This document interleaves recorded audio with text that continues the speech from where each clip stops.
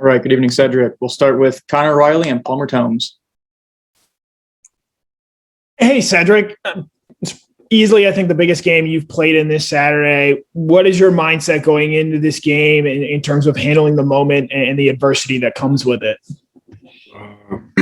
My mindset is just to lean on my brothers, honestly. Go and continue to do the things that I've always done, try to execute to the best of my ability, lean on my brothers, try not to be Superman.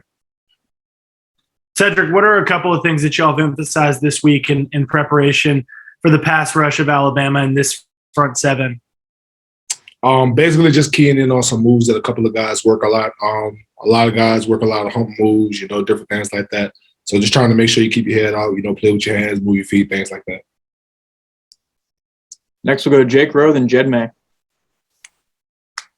Sedrick, in a big game like this, obviously you guys want to be able to be balanced. You want to be able to run the football. This is, I guess, your first championship game you played in. Do you kind of feel a little different? Do you dig down a little deeper? Is it all different?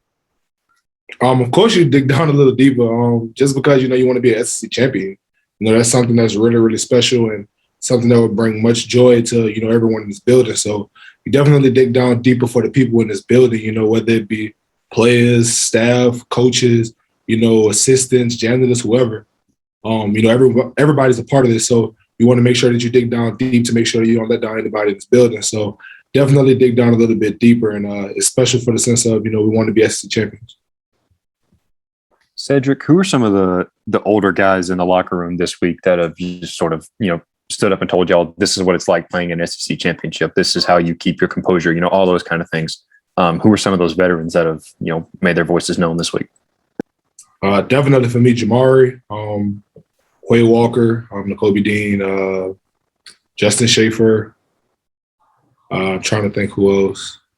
I think that's all I have off the top of my head. But honestly, this group has definitely been led heavily by the seniors. Also, in Samir White and James Cook, definitely have been led heavily by the seniors. So all of them have been chipping in. Next, we'll go to Chip Towers, then Jake Jennings.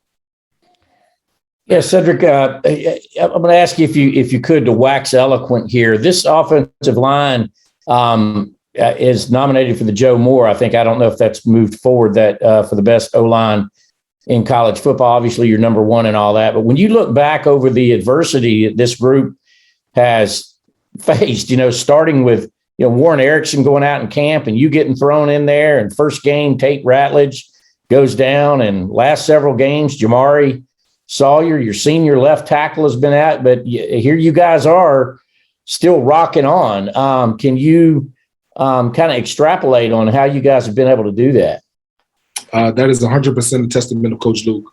Coach Luke definitely goes out of his way to make sure that we are over-prepared for all situations and games. A lot of the times, we kind of, I guess, take it for granted in the fact of, how much he does for us.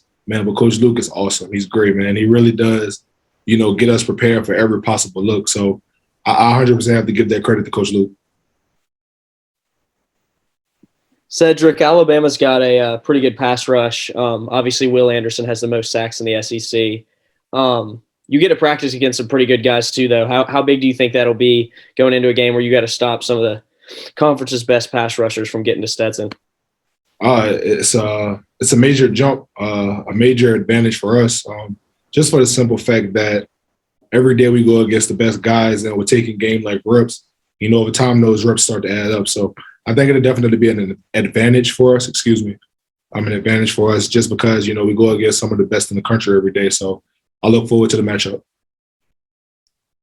Lance McCurley and Tyler Griffith.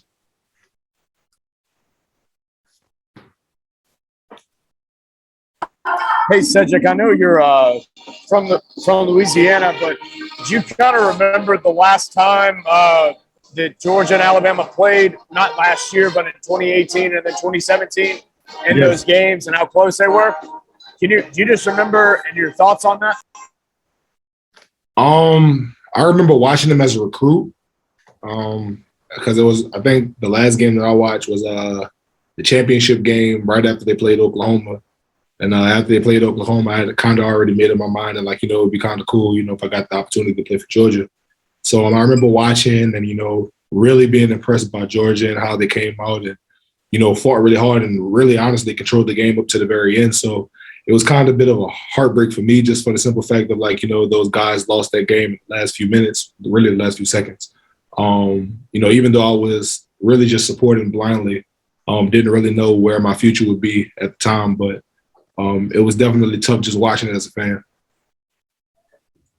Hey, Cedric, just following up on Coach Luke, what is it like playing for him? And then what is his demeanor and energy like in practice? And how would you describe his coaching style? That is a really good question. If I had to describe Coach Luke's coaching style, I would describe it as passionate, very technique sound, and really energy. I think that's the three things that he focused on. Playing with emotions, passion, playing with technique and making sure that you're playing with your eyes. That's a big thing that he coaches to us. Playing with your eyes and really just making sure that you're locked in, man. That's probably the best that I could do to describe him because he's such an emotional person. And in a good way, not in a bad way, in a good way. He's a very emotional person that he cares so much about winning. So, I think it rubs off on us as players, when things don't go right. We take it to the heart and, we try to go out there and make sure that we do everything we possibly can to fix it.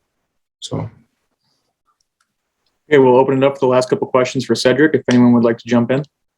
Sedrick, not asking for an I told you so here or anything, but, obviously LSU played in this game a couple of years ago and, been a lot of change over there in the last couple or 3 years. Was that part of the reason you decided to kind of go outside the state and stuff?